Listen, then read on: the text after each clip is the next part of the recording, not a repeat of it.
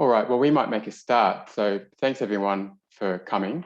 My name is Richard Scougal, and I'm Special Counsel at Melbourne Employment Law Team at Hunt & Hunt. And it's my pleasure to host today's topic.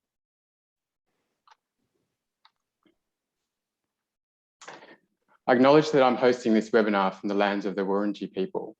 Since today is a national event, I also acknowledge that there are traditional custodians in the various lands on which you in the audience are working today.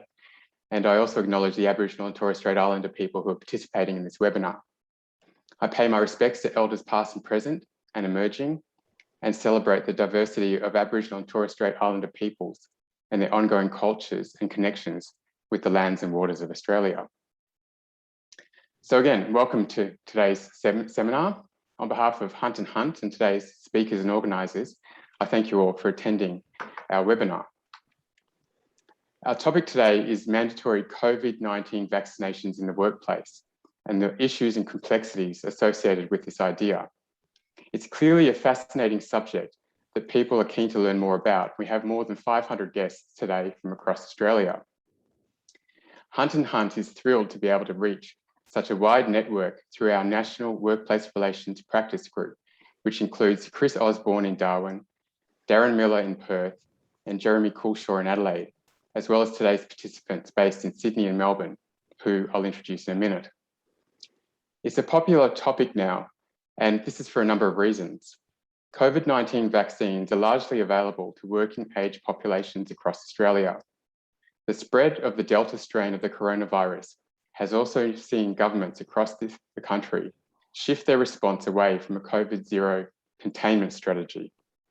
In response, business operators are weighing up and rolling out other COVID response measures, as well as employers and industry.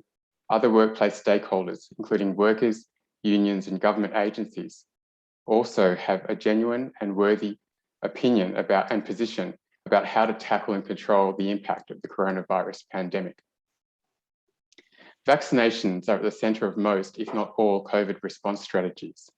And the key question that then arises is whether vaccinations can be voluntary or whether employers can insist that employees must be vaccinated in order to keep their jobs.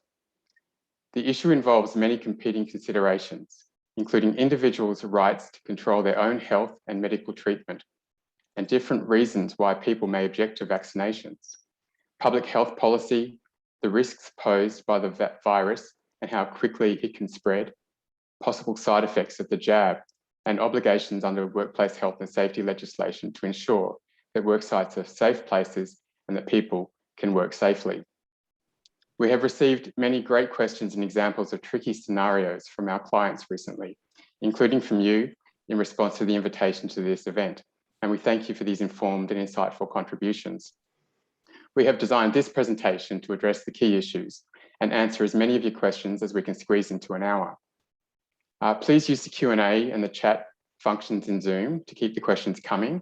And Joey Tass, who's a senior associate in our Sydney team, will be monitoring Zoom and look at the questions and answer them on the fly where he can.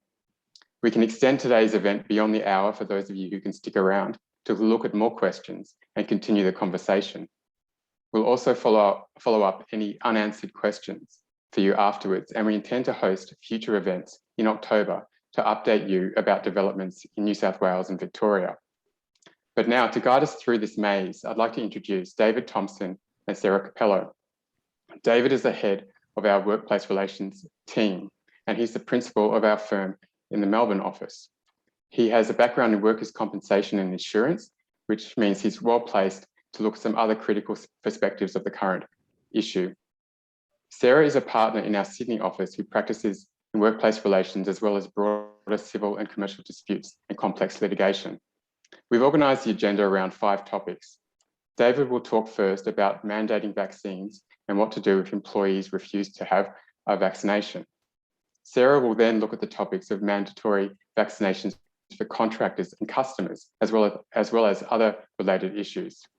The final topic is compensation, and that'll be shared with Sarah explaining the new Commonwealth compensation scheme available for any adverse reactions to the vaccination. And then David will bring us home by looking at the workers' compensation system and how it's been impacted by the COVID-19 related claims. So to talk about the first issue, I'd now like to hand over to David Thompson. Thank you, Richard, and welcome everyone to today's session. And by the way, if you do have any IT issues, we have over 500 people attending. We are recording this session, so if you have problems hearing, we can send you a recording at some stage too. Now, the question on everyone's lips, of course, is can I require my employees to have COVID vaccinations? I welcome you also to the hotbed of political unrest there is at the moment. We've seen many demonstrations around the country, including recent violent demonstrations in Melbourne, which show that there are noisy groups of freedom fighters and self-proclaimed civil libertarians and some unionists who oppose both COVID restrictions and now the mandating of COVID vaccines by government. Now, I know that given the strength of feeling that some anti-vaxxers have, and you've seen this on the news, that you may be wondering whether you should be mandating vaccinations for your staff. You may want to allow some leniency for those who do not, if you make a mandating requirement in your workplace. However, that's a matter of choice for your business. It's not a requirement, and indeed it may be not very good policy from a health and safety point of view. The difficulty is that we've had really no significant leadership from the Commonwealth Government on this issue of providing information to employers. And clear guidance on mandating requirements from government would have been helpful for employers all around the country and avoided a lot of the division that's already occurred in workplaces that have been down this path. The first brave employer to go down the path was SPC Fruit Processing in Shepparton, which mandated the vaccination. That has created a lot of division because unfortunately the union opposed them, their union opposed mandating the jab. Not all unions do that, and there are some who are quite supportive, but now amongst the SPC staff, 80% are vaccinated, and they're having discussions with the other 20%. Qantas and Telstra are other examples of high-profile employers who have recently mandated the vaccination, and there'll be many more doing so over the next few weeks, including probably some of you attending here today. The situation itself is also rapidly changing, with the New South Wales and Victorian governments in particular looking at putting in place no jab, no entry requirements as part of opening up from the significant lockdowns we've been in for people entering various businesses, including restaurants, pubs and theatres, etc. Okay, so the good news is, as outlined on this slide here, as an employer, you can legally mandate employees to have the vaccination in three potential situations. Well, it's primarily one for most of you.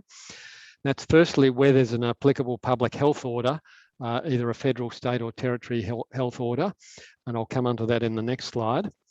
Secondly, if it's allowed by your enterprise agreement, and that's very rare, but you may want to consider that in the future if you're renewing your enterprise agreement to insert a relevant clause. And thirdly, and this will apply to 98% of you, you can mandate the vaccination where it constitutes a lawful and reasonable direction. And that relates to health and safety issues I'll discuss in a minute. I do have a caution, however. Despite that, you must consider individual circumstances and objections. And employers who introduce blanket policies without considering individual circumstances often get themselves into trouble, particularly where there are discrimination claims involved, such as an employee who says medically they can't have the jab. Okay, next slide, please, Jai.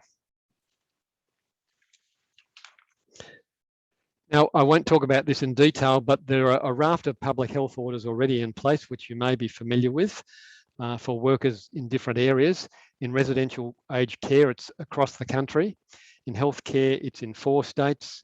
In quarantine, 5 states. Transportation and airport workers just in New South Wales. And also in New South Wales for workers in local government areas of concern in construction, early education and care facilities.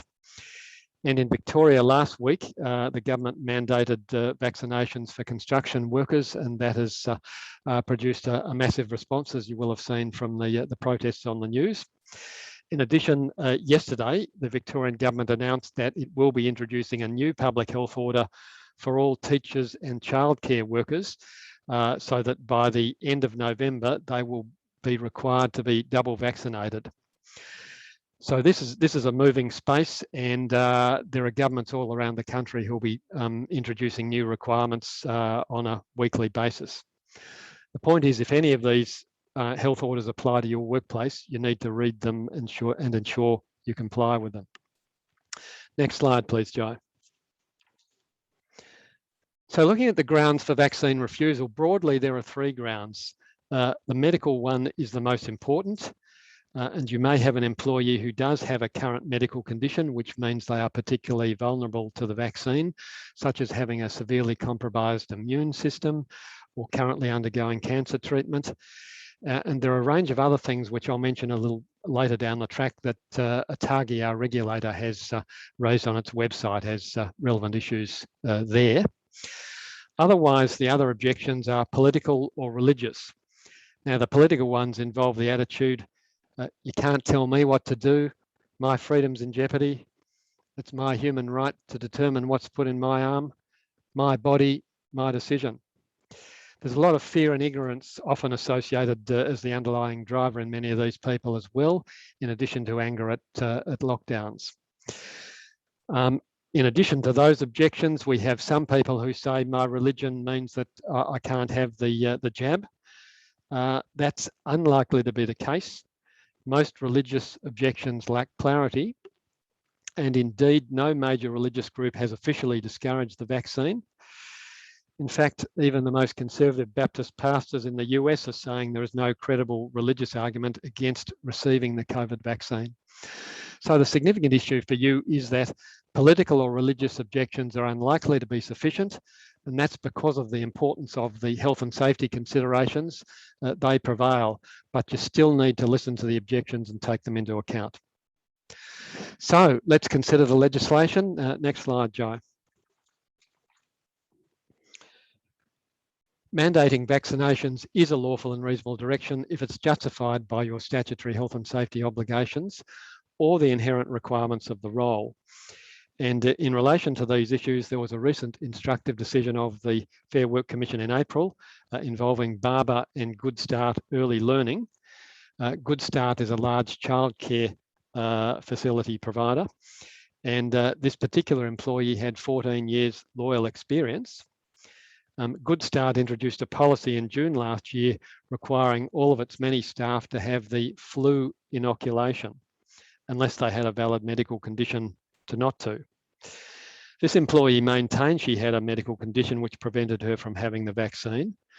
However, she failed to provide supportive medical evidence when asked and provided extremely vague evidence herself, and indeed admitted that her doctors had refused to support her flu vaccination exemption. So Good Start dismissed her on the basis she was unable to fulfil the inherent requirements of her role. The Fair Work Commission disagreed with Good Start and said the need to have a flu vaccination did not constitute an inherent requirement of the role. However, it still upheld the dismissal on the basis that the new flu vaccination policy was lawful and reasonable, and the employee was required to comply with it. There was also another case decision in April involving Sapphire Coast Community Aged Care, and that was a situation where it dismissed a receptionist for breaching a public health order in New South Wales that applied to it, that everyone entering high care nursing homes had to have a flu jab. So whilst the employee had medical support for not having the jab, the Commission upheld the dismissal on the basis that the employee couldn't meet the inherent requirements of the role. So that's a very relevant factor where there's a public health order in place. In relation to those issues, there's also an instructive authoritative decision back in 1999 from the High Court, a case of X in the Commonwealth. There, the applicant was in the Australian Army, and he was dismissed after testing positive to HIV. Initially, the Federal Human Rights and Equal Opportunity Commission found the applicant had been unlawfully discriminated against on the basis of his HIV status by being dismissed. The High Court found the Commission, in fact, was wrong and should have taken into consideration the places and circumstances in which the tasks of a soldier are to be performed, such as training manoeuvres, and in battle, it considered the risks of having a wound that needs to be attended to by fellow soldiers was indeed significant. And essentially, it was an inherent requirement of the role for soldiers to be able to bleed safely. And that was not the case here, so the dismissal was upheld. Now, in relation to COVID vaccines, it will be much harder to successfully assert that it is an inherent requirement of the role for the employee to have the vaccine, unless you are working in or contracting with industries like health or aged care or hotel quarantine. So let's look at the legislation. We have a Model Workplace Health and Safety Act, which was enacted in all states and territories 8 or 9 years ago, except for WA and Victoria. WA fell into line in November last year, 12 years after it agreed to put in place that legislation. Victoria is still the outlier and has its own act, the 2004 Health and Safety Act. However, the model mirror legislation around the country was actually originally largely modelled on the Victorian Act anyway. So apart from some different terminology, most of the concepts and requirements are close to identical. Next slide, please, Joe. So the primary duty of care under this legislation is owed by employers in Victoria or elsewhere by a PCBU, a person conducting a business or undertaking. And there are two primary duties. The first is to employees to provide and maintain a working environment that is safe and without risks to health, so far as is reasonably practicable. And they are the magic words, so far as is reasonably practicable.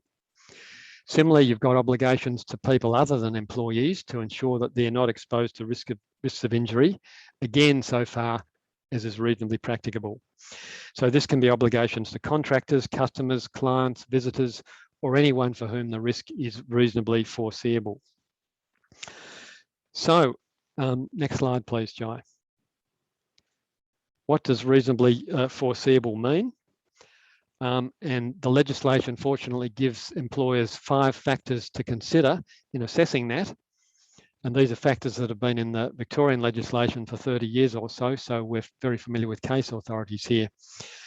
Factor 1 is knowledge about the hazard or risk and ways of eliminating or minimising it.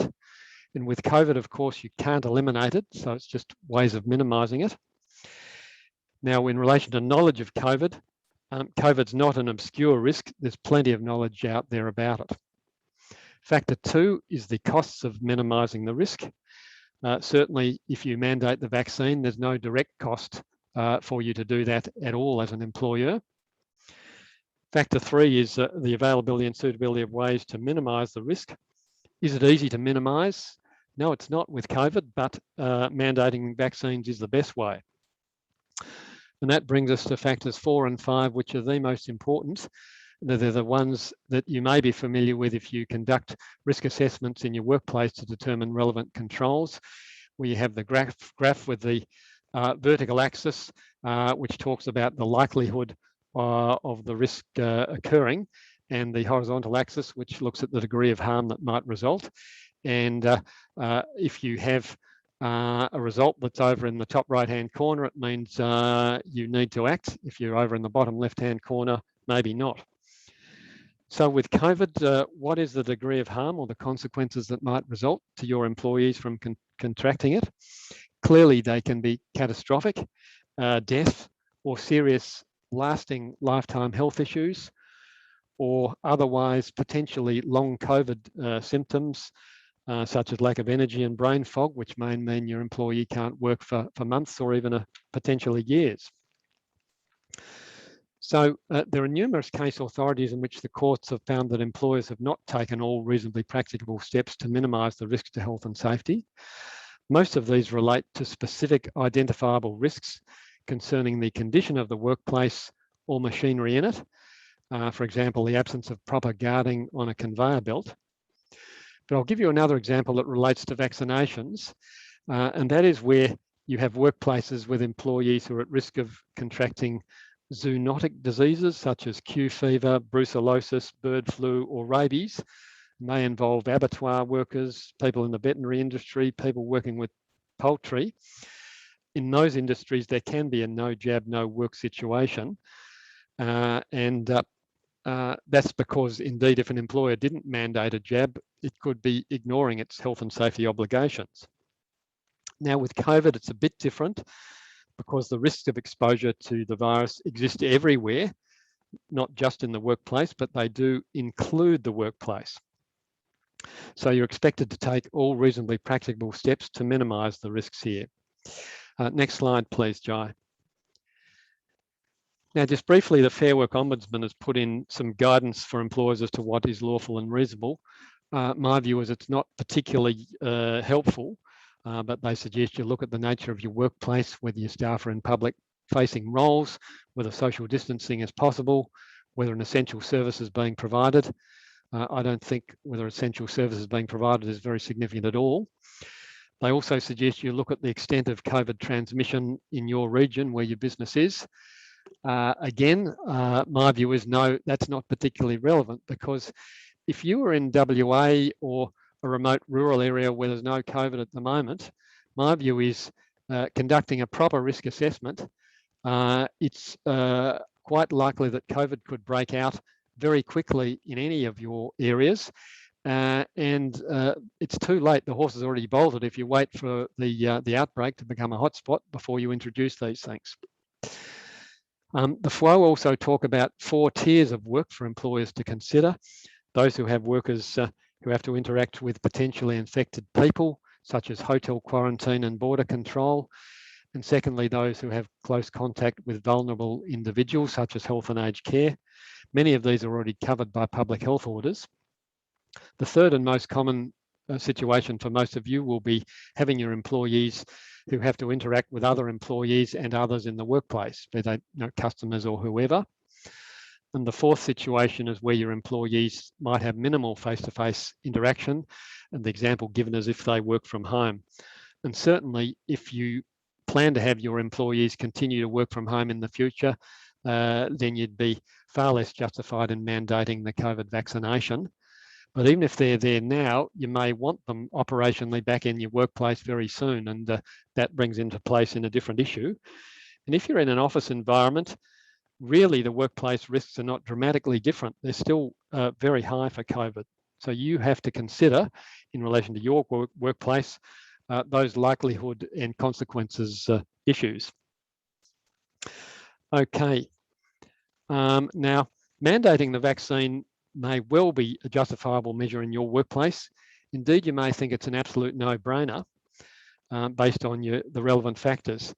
If you have any doubt, I'd recommend you obtain legal advice. That's important, and have a paper trail in place justifying your decision. However, I'd stress that the health and safety drivers here are significant. We are in a pandemic. And in relation to freedom and human rights issues that many of the anti-vaxxers are complaining about, there are other comparisons that are relevant. Firstly, the introduction of mandatory seatbelts in Australia back in the 1970s. Secondly, other road safety requirements such as maximum blood alcohol levels for drivers, blood tests and later random breath tests for alcohol and now drugs. Exactly the same freedom and human rights objections were raised in the past about the introduction of these requirements. As with COVID, health and safety is the strong driver here. Similarly, in workplaces, drug and alcohol testing in many workplaces justifies this, such as mining, construction and transport. And the objection of employees who say they're invasive urine and saliva tests, those objections are secondary to the health and safety considerations. And significantly, the drivers to mandate vaccines have also been strengthened by very recent decisions by both the Doherty and Burnett Research Institutes in the last few days. They've adopted findings of a Canadian study showing that unvaccinated people with the Delta variant are nearly twice as likely to end up in intensive care and 1.5 times more likely to die than people who caught the Alpha variant. Originally, it had been believed that Delta was no more virulent than Alpha, but that's not the case. Next slide, thanks, Joe. Now, this is just for you to look at your leisure, because we'll send you this presentation. But you need to also focus on all relevant risk control measures, not just mandating vaccines, because if you just mandate vaccines and you're very laissez-faire about introducing these other measures or continuing with them, then you'll have trouble justifying the vaccine, the mandating of the vaccine. So other issues are physical distancing, hygiene requirements. Sorry, you can stay on back on that last slide. Having cleaning regimes in your workplace, masks where appropriate, daily temperature checks, very easy to do, QR codes, rapid antigen testing is very important. For those of you who don't know, they are self-administered tests where an employee has a kit and can put a small cotton bud up their nose and into some other contraption, and that will give you a result in 15 to 20 minutes as to whether you test positive. The cost of those kits, I understand, are between $8 and $25 a dose, depending on which of the 18 manufacturers you buy from. But these will become very common next year. Next slide, thanks, Joe. So the medical grounds for refusing a vaccination, what are they? What are your options if an employee refuses? Firstly, you can ask the employee to request a letter from their treating doctor explaining the reasons why they shouldn't undergo the vaccination.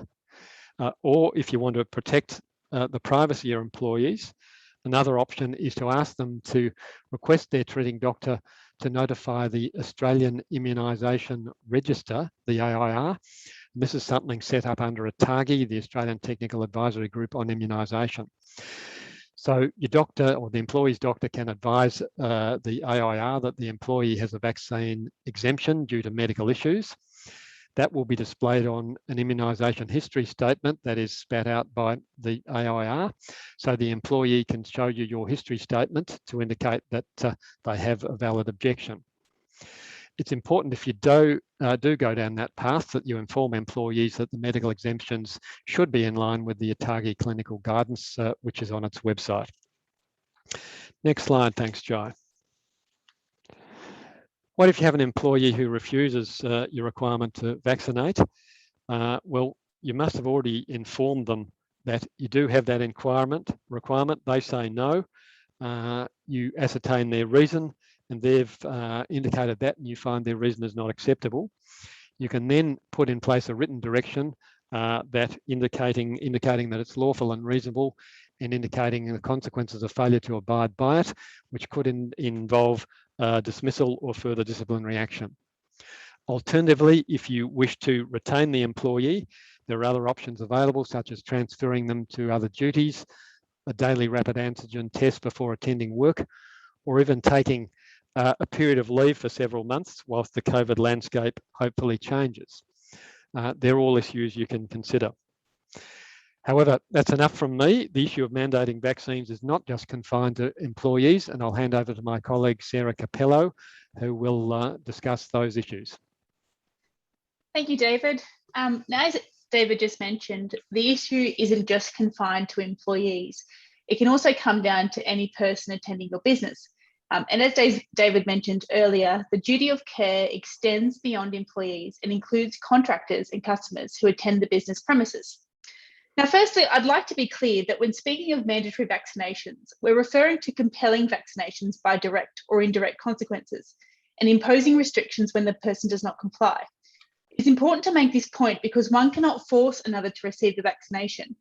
Everyone has a right to retain autonomy over their body and choose not to receive the vaccination. However, their decision not to will have consequences.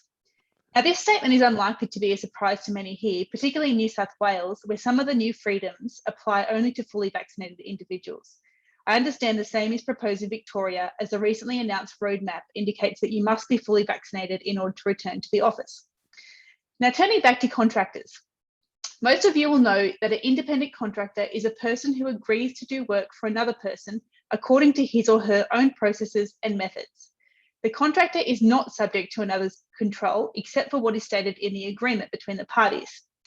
Importantly, it is often the lack of direct control that distinguishes a contractor from an employee.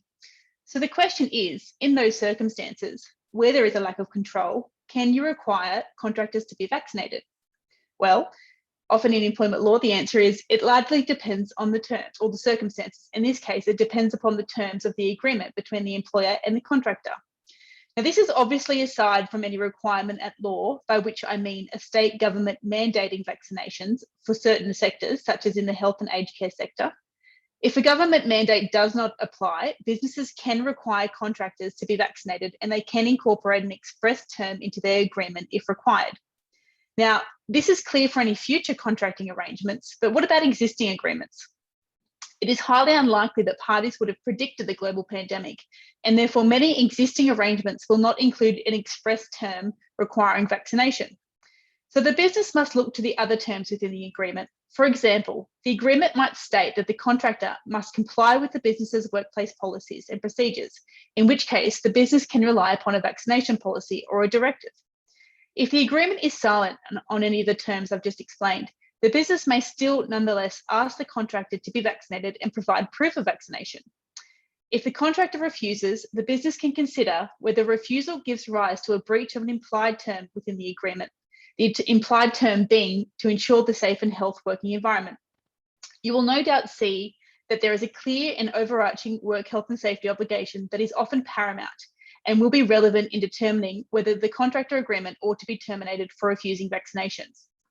Whether a business can or cannot lawfully terminate an agreement will very much depend upon that agreement itself and the specific circumstances, so I strongly recommend that you obtain advice before taking any steps. Moving on to customers, the business can make it a condition of entry that customers are vaccinated and further that they provide proof of vaccination. Many businesses display the conditions of entry on a sign at the front. For example, you'll be familiar with the no thongs or no shirt, no service rules. Now, there are protections under the Australian consumer law that prohibit businesses from imposing unfair contract terms. However, and in my view, I believe that the ability to require customers to be vaccinated in order to enter a premises will likely be deemed to be fair and enforceable. This is because the Prime Minister has recently made a statement to this effect. In either case, any requirement for a contractor or customer to be vaccinated must comply with privacy and anti-discrimination laws. This comes back to the matters that David has raised earlier about the explanation for refusal to be vaccinated, which may include the medical, political, and religious beliefs. Now, moving on to the next slide. Can you require employees to provide information about their vaccination status? Simply, yes. Sorry, Joe, just one before that slide. Now, firstly, I recommend that you ask them. The mere act of asking is not unlawful, and they may simply tell you that they have or have not been vaccinated. If they refuse to disclose, there are a number of avenues to explore. If you have issued a reasonable and lawful direction requiring the employee to be vaccinated and to provide proof of that vaccination, then the information is necessary to confirm compliance with the direction. In that instance, the refusal to provide the information may amount to failure to abide by a direction giving rise to disciplinary or actions or terminations. Likewise, any legal requirement, such as a government mandate, will also require proof, and therefore the vaccination status must be provided by the employee to the employer. If they do not provide, they are breaching public health orders and are unable to attend work. If neither of those scenarios apply, then we look to the applicable laws, including the Privacy Act and again, the Work Health and Safety legislation. Under the Privacy Act, medical information in which the vaccination status would fall is considered sensitive information. Accordingly, the employer must obtain consent which is freely given from the employee, and further, they must inform the employee about what information will be collected, why it is required, and what it will be used for prior to seeking that consent. If the employer refuses to provide the information, the business must consider whether it can meet its work health and safety obligations. By allowing an employee with an unknown vaccination status to attend work, to be exposed to others, and for others to be exposed to them, are they breaching their obligations and is the risk too high? If the answer is yes, they must take appropriate steps. Those steps may mean protective control measures in the workplace, or it may include disciplinary steps and ultimately termination of the employee. It goes without saying that before an employee takes any drastic steps such as termination, they ought to receive advice, because in employment law, the appropriate steps always depends upon the very specific circumstances of that matter.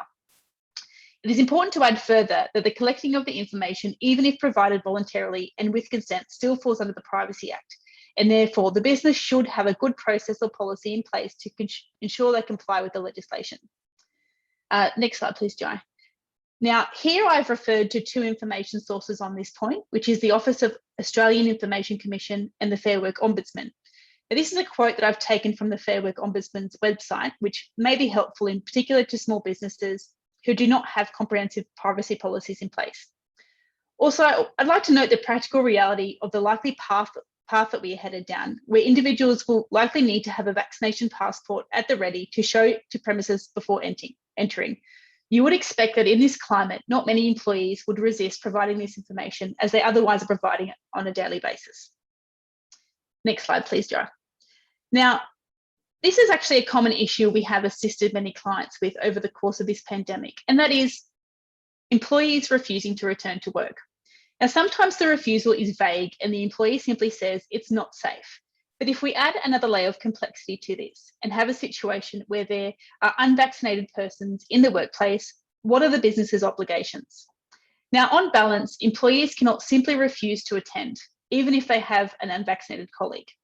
Firstly, the unvaccinated colleague may have a reason for refusing vaccination. It may be a medical exemption, and the business has considered it safe for them to carry out their duties. I'm going to speak more on that later. But for now, what to do with the employee who won't return?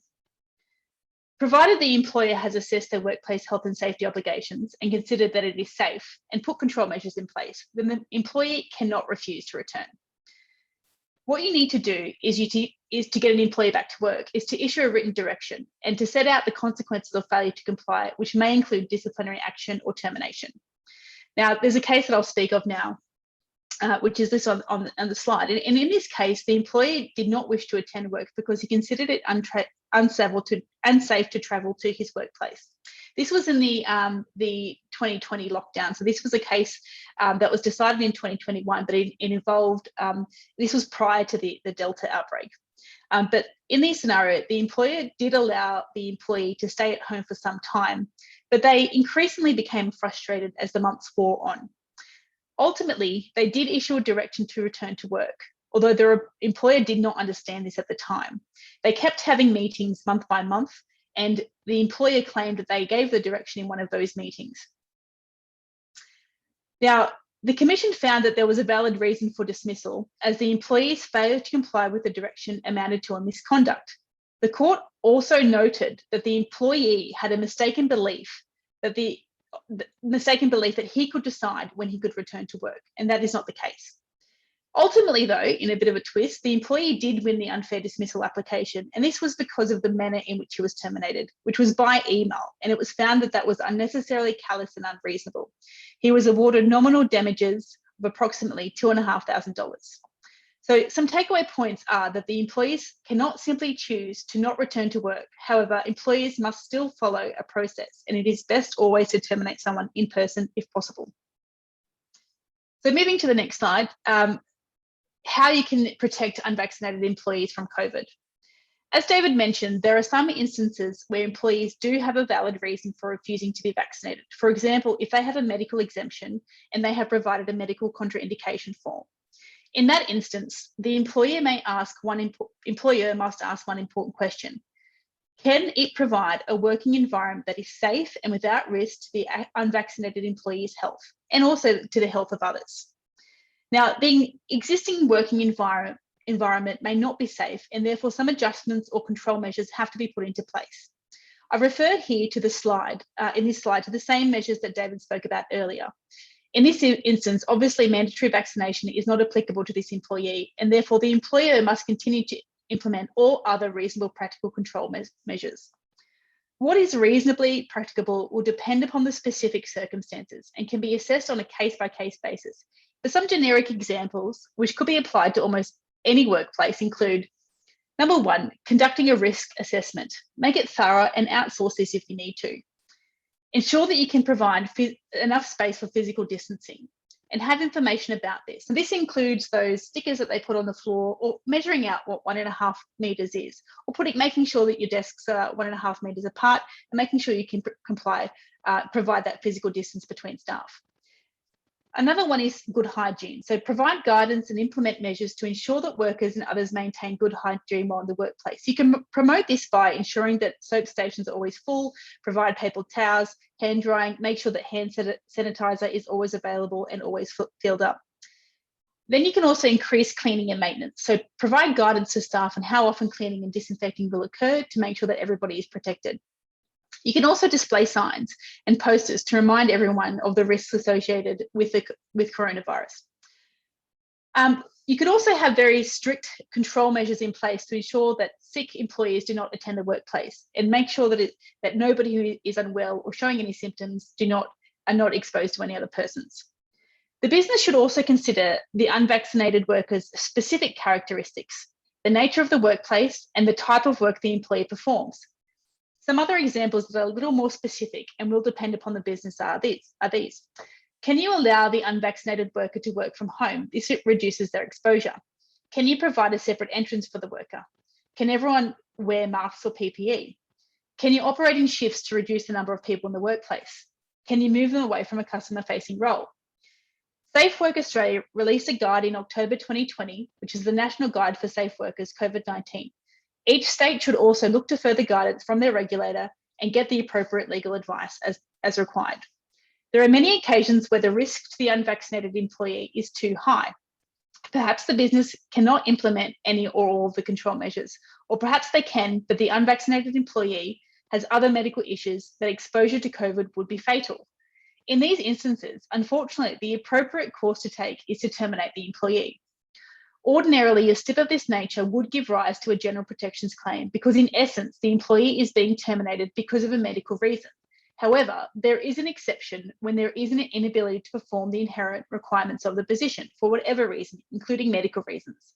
So the reason in this state is that the employee could not perform the inherent requirements of the role. I must stress again that it is essential to get the right advice if faced with this dilemma, as taking the wrong step may lead to a general protections claim. And unlike unfair dismissal claims, there is no cap on the compensation an employee can be awarded if they are successful. Next slide, please. In some good news, the government has recently announced a vaccination compensation scheme.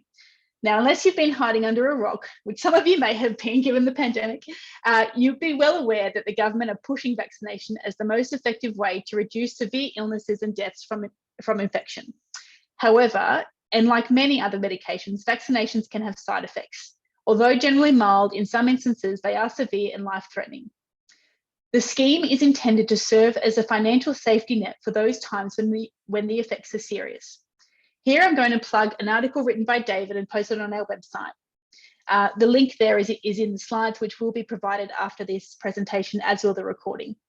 Now, the article provides further details about the scheme. And also, while you're there, you'll see on our website that we have many other resources, both COVID and not COVID related, which cover all different practice areas of our firm. But there is a lot of information regarding employment law and also specifically relating to the COVID pandemic. Back to the scheme, it is a no-fault scheme and it will reimburse cost of injury exceeding $5,000, provided the injury arose from a TGA-approved COVID vaccination. Claims will be assessed by independent experts and compensation paid based on the recommendations. Compensation can include medical costs and lost wages. Affected individuals who suffer injury and loss of income due to their COVID vaccination have been able to register their intent to claim from the VCS from 6 September, and claims can be backdated to February 2021, which is when the national vaccine rollout has started. I understand that the scheme was proposed to provide an alternative to workers' compensation. This would then in turn encourage businesses to mandate vaccinations. However, there is no guarantee that employers will avoid any financial exposure because an employee who suffers a serious adverse reaction might still lodge a workers' compensation claim. I'll now pass back over to David, who will speak about workers' compensation claims in the COVID context. Thank you, Sarah. Now, there's just one point I wanted to take up on too that was about 4 or 5 slides back, but you don't need to go back, Jai, where there was a quote from the website of the Office of the Australian Information Commission, which suggested that you can ask an employee if they've been vaccinated, but you cannot collect that information. I find that quite extraordinary, and I strongly disagree with that. If you've got 500 employees, you can't remember all those details. If you don't collect the information, you in fact may not be able to comply with your health and safety obligations, which are more significantly more strong. And in addition, under the Commonwealth Privacy Act, and those of you in local government are covered by state legislation in relation to privacy, but under the Commonwealth Privacy Act, employee records are an exemption. And secondly, in relation to sensitive information such as this, there is also an exemption in Australian Privacy Principle 3.2, where the entity reasonably believes the collection, use or disclosure of the information is necessary to lessen or protect a serious threat to the life, health or safety of any individual or to public health and safety. So that also justifies you potentially, if you've got contractors or customers who regularly come onto your premises, to actually collect that information too. So the health and safety drivers are just so important in this this current pandemic. Anyway, moving on to workers' comp. Jai, next slide, please. Significantly for you, if an employee contracts COVID in your employment, this is very likely to result in a successful workers' comp claim for medical and like expenses and weekly payments. The meaning of contracted in employment is extremely wide, and the general requirement in the state and territory workers' comp legislation is that the injury must arise out of or in the course of the employment. And there's a bevy of case authorities on these issues. And they, unfortunately for employers, demonstrate that there are many, many situations in which an employee can actually sustain, or can, in this case, contract the medical condition of COVID outside of the workplace, but where it is still in the course of employment. And this includes the following case examples, which I've transferred across to COVID examples to show you here, but these are live case examples, not relating to COVID.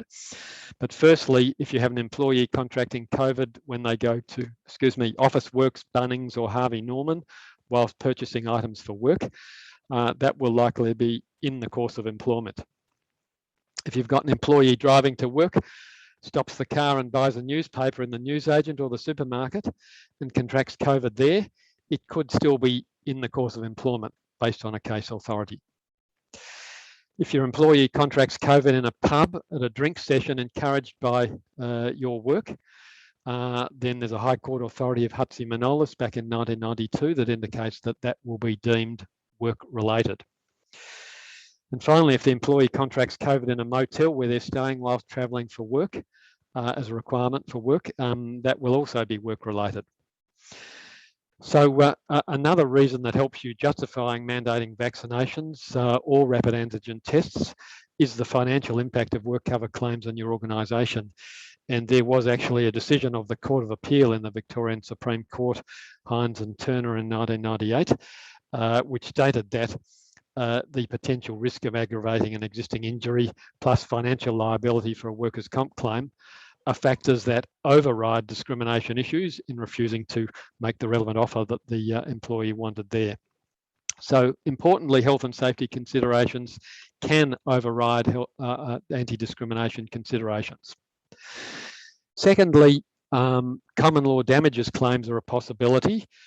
Shine lawyers and other plaintiff lawyers have been in the media recently saying they're already flagging looking at these in the future for employees who suffer debilitating ongoing conditions from having COVID or who die with claims by their estates. To be successful, those claims must be able to show that there was some negligence on the part of the employer, which was a cause of the injury. And this will include whether the business has done everything reasonably practicable to prevent COVID transmission, and mandating vaccines is a relevant factor there. For employees who suffer an adverse reaction to the vaccination as opposed to contracting COVID in employment, Sarah has also mentioned the Commonwealth Compensation Scheme, and that will minimise state claims on that issue. Just for your enlightenment, I put some figures up of claims for COVID, claims that were made for COVID last calendar year in Australia, and nearly all of them, 800 and something, came from Victoria. There were 1,222 claims, over 800 for contracting COVID, over 200 for mental health impacts, and 57 for testing or isolation requirements. Nearly 1,000 are accepted. I think it's 100 and something rejected, and there's still a few pending. Finally, just to finish off, there are a lot of employers who are a bit nervous about potential for them to be prosecuted under workplace manslaughter provisions or health and safety general prosecutions where employees contract COVID in the workplace. Firstly, for workplace manslaughter, there effectively needs to be gross negligence involving a great falling short of the standard of care expected of an employer. This might only occur where you are aware of an employee is COVID positive at work and don't take immediate steps to have them isolate and put a cleaning regime in place and evacuate the premises while that happens. Similarly, I consider that a general prosecution of an employer for breaching its duty of care requirements, which I discussed earlier, is unlikely, provided that you follow any relevant public health orders and do not do anything outlandish. So in essence, the risks are low if you act reasonably. Now we've got some questions. I understand Richard has some questions for us, so I'll hand back to Richard. Yeah, thanks, David, and thanks again, Sarah. I've got some questions that came in during the week, and there's also some questions that have been popping up in our chat and Q&A, which I'll try to get to as well.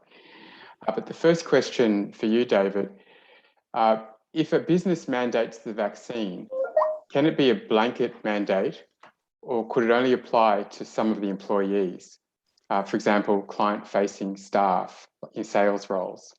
And the second half of that, we've all heard a lot about mandating for client-facing roles in customer service and manufacturing, but what about office workers? So can you mandate for some but not all? And are there appropriate cohorts that you can do it for while it might not be reasonable for others? Thanks, Richard. Well, certainly in relation to mandating the vaccine, it can be a blanket mandate if the health and safety drivers justify it. You may want advice on that. Equally, it doesn't have to be a blanket mandate. It can potentially apply to just certain employees who have client or customer-facing roles as well. So it can be either. In relation to office-facing roles, I mentioned a bit earlier that really the risks of contracting COVID for your employees are no less or not greatly less significant if you're in an office environment, because of the fact that COVID is contracted everywhere, not just in your workplace. And so there's still pretty significant issues. And yes, you need to go through the risk assessment in your workplace to come up with your decision as to what's the best way to go. But it's not an unreasonable situation unless you've got your employees working from home solely to put in place a mandating vaccination requirement. And a follow-up question that came up in the chat line while you were giving the presentation. People that work from home are obviously coming into contact with family members and other people in the community. So is it possible to mandate that people working from home are vaccinated as a result of the risks that they may face in relation to other people that they're coming into contact in the course of their everyday life? Well, that's something that's not within the employer's realm, and it doesn't form with the employer's duty of care. The duty of care for employers relates to work issues, and the public health and safety issues are a matter for government, not employers. While we've got you, David, one about insurers as well. The question is, where does an employer or an insurer stand in covering wages should a worker who has capacity to work, where the worker has capacity to work, and the employer has offered suitable duties, but the worker chooses not to get a vaccine and can't come back to work? So it's a question of who pays the wages if somebody's refusing to come back to work, if anyone. That's a very good question. If the employee is happy to go on to use up some of their paid leave entitlements, then that's fine, or even to go on unpaid leave, but that needs to be by agreement. Unfortunately, one of the holes in the Fair Work Act is that you can't stand down an employee in that situation on an unpaid basis. That was possible briefly last year under the temporary orders that were introduced with the employee assistance programs. But otherwise, and quite bizarrely, the risks are less if you actually discipline the employee and dismiss them for failing to abide by the direction rather than putting them on unpaid leave. And Sarah, this is a question about mandating the wearing of masks. So if there's a government health mandate to wear masks, including in workplaces, and the employee refuses to wear a mask for medical reasons, but then doesn't have a medical certificate and is not really able to explain what their medical grounds are, what legal options do you have to deal with that employee? And the person just commented this has happened to them in the past. So I think it's something that people are seeing in their workplaces already. Yeah, absolutely. And this is actually a question we've got quite a few times from some of our clients as well. Just to give a little bit of context, there are a few things at play here. The first with this question is potentially the public health orders and a breach of those. So if you're in New South Wales, which I believe the person asked this question is, then you have a responsibility to ensure that your staff wear masks unless they have an exemption, and you can be fined up to $1,000 for an individual or $5,000 for a business. So that's the first factor at play. The second is the work health and safety obligations that we've discussed at length in this presentation, and that's ensuring that you're not exposing any of the individuals, including the workers and those around them, to risks. Now, in this instance, what I would recommend is the business ought to direct the employee to wear a face mask, and that can be framed in many ways, including a direction that they comply with the public health orders. And if they fail to comply with that direction, you could ultimately terminate, although you should consider their reasons for refusal, and that would have to be a very good and compelling reasons as to why, for example, medical evidence. It's not enough for them to say, I'm not going to wear the mask and I've got a medical reason. They have to provide evidence of that. Even if they do provide the evidence, that might not still be sufficient for them not to wear a mask. But if they do have a medical exemption and it's valid and you've tested it, then you need to think about what steps you need to take. If you might think about, can you adjust their duties so that the risk is reduced? Can you allow them to work from home? If not, then you might look at the termination of the disciplinary steps for failing to comply with the direction. Just to complicate things, then you obviously need to look at the disability implications. So we've got the Disability Discrimination Act, which prohibits discriminations against persons with a medical condition. But again, this might come back to, if they can't comply, then it comes back to the work health and safety obligations as well, and potentially an inability to fulfill the inherent requirements of the role. So a couple of steps, just answering the question specifically, is to give the lawful and reasonable direction that outlines clearly the consequences of failing to comply. I suggest that this is in writing, and you should discuss this with the employee in person as well. It's best practice. If they provide the medical evidence, then consider whether that is compelling. Get a second opinion if needed. If it's not compelling, then you might proceed to termination. The case of Glover and Ozcare, it wasn't about masks, but it was about vaccinations. And in that case, the employee did provide evidence, but it wasn't sufficient. And ultimately, they were terminated, and the Fair Work Commission upheld that termination. So hopefully that answers the question. Just on the point that we spoke of just earlier about standing employees down and also taking leave, in the case that I referred to earlier in my slides as well, the employee agreed to take unpaid leave. So it was an agreement between the employee and the employer. So that's an avenue you might explore if they're refusing to come back. But it was a really interesting case in which it said that the employee doesn't have a right to determine when it's safe for them to come back. The employer does, and they can issue the direction provided they meet the other work health and safety requirements. Thanks, Sarah. And there's another question for you, and this has to do with vaccinations. An employee who wants to take the vaccination or to get the jab, but has medical reasons why they're not able to do it. And the case example is about an employee who will have an adverse reaction to a particular kind of a vaccine and is waiting for another one to come online and become available for them. And I guess the question is, what does the employer do in that situation to keep that employee safe, where they're not able to be vaccinated but wants to and potentially will in the future? How do you handle that situation? Yeah, well, I can't speak to the medical advice in that they want to and they shouldn't. That's a matter for them to get advice on. But really, it comes back to the part where I spoke about how to protect your unvaccinated employees. So if you can give them alternative duties, you might then put protective measures in place. And it's not just measures for them, it's also measures for the entire staff to make sure that everybody is protected in that scenario. If you can't, then you might need to consider potentially, if they agree to maybe not attend the workplace, then you can agree that they don't attend for the period where it's not safe to, or otherwise, as David said, sometimes the easier option and the less risky option is the termination, which is unfortunate in this scenario, but the work health and safety obligations, as I said earlier, are paramount. We've got a question here in the chat line, which goes to the situation where an employee has refused to be vaccinated. Can you ask them to sign a disclaimer in case they become infected in the workplace? David, maybe that's one for you.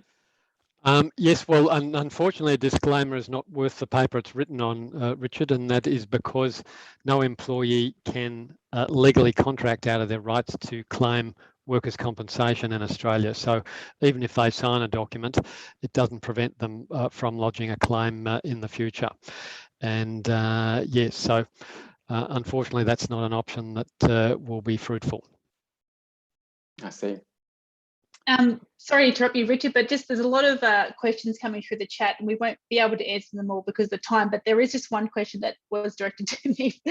Sure. It's about the evidence that's been that is provided to support an exemption, and this is with respect to masks, but also with vaccinations.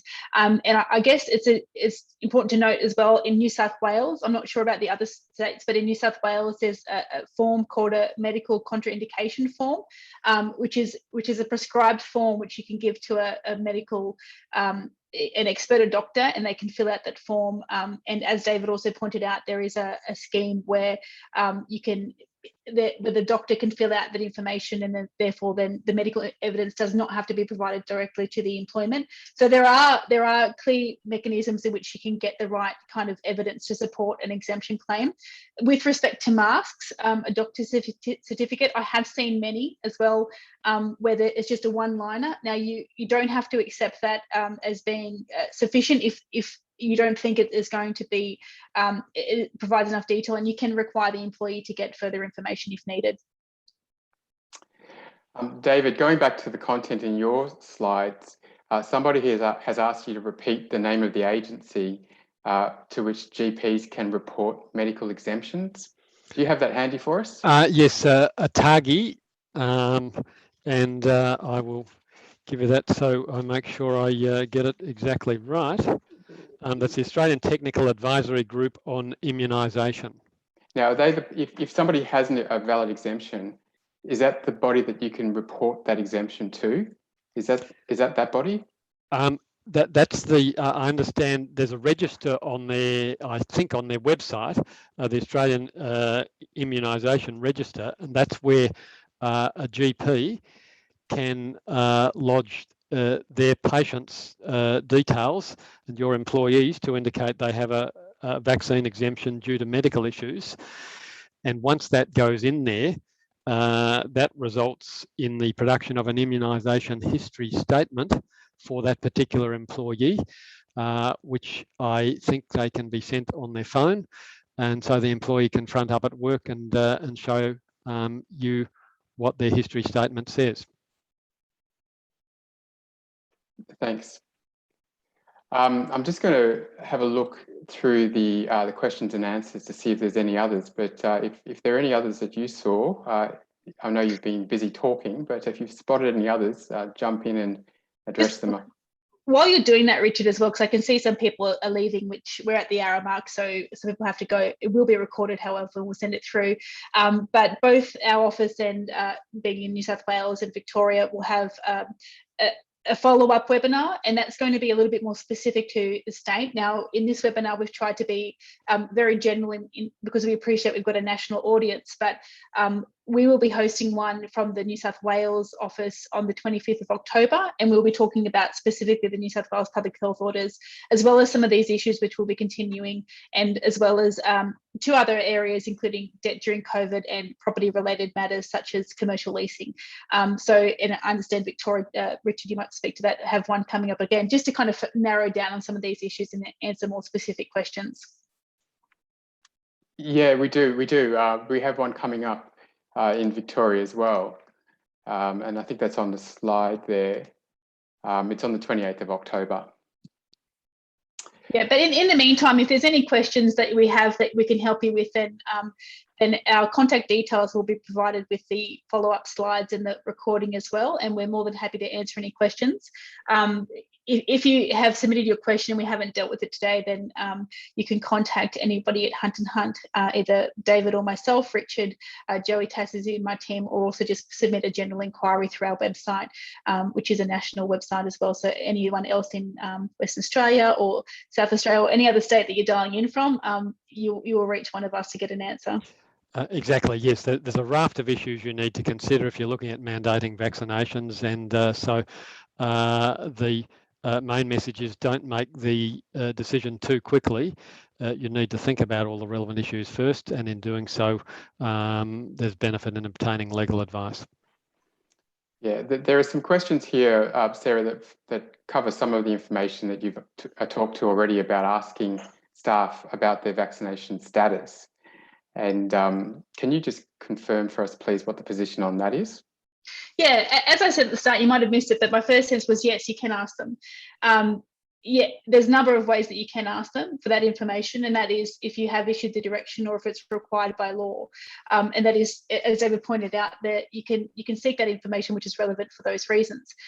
That doesn't mean that the privacy law obligations then become obsolete. You still need to turn your mind to them, and that is really coming down to mechanisms in which the information is going to be stored, what the information is going to be used for, and ensuring that the privacy obligations are met as well. Now, if the employee refuses to provide that information, then it comes down to whether you can still meet your work health and safety obligations by not understanding what the status of that employee is, and then that might lead to then disciplinary actions, including termination. So, somebody you can't force. How can we word this? It's not the case like vaccinations. You can't force them to do something, but there are very serious consequences if somebody does not comply with that. Thank you. Yeah, and David, again, the question here is what happens if somebody's working from home and they get COVID from a family member? Well, there are still public health order requirements there, and that they have to isolate. So that doesn't become a work-related issue unless they've been in the workplace whilst they've been infectious, and obviously that brings into play looking at the risk management issues there. But otherwise, it's a separate issue, and they've contracted a non-work-related condition, and it's just the same as if they're ill for any other reason. So they can access their personal leave if they've got paid personal leave owing, or otherwise it would be unpaid leave otherwise, because they're mandated not to leave home until the government tells them otherwise. Sure.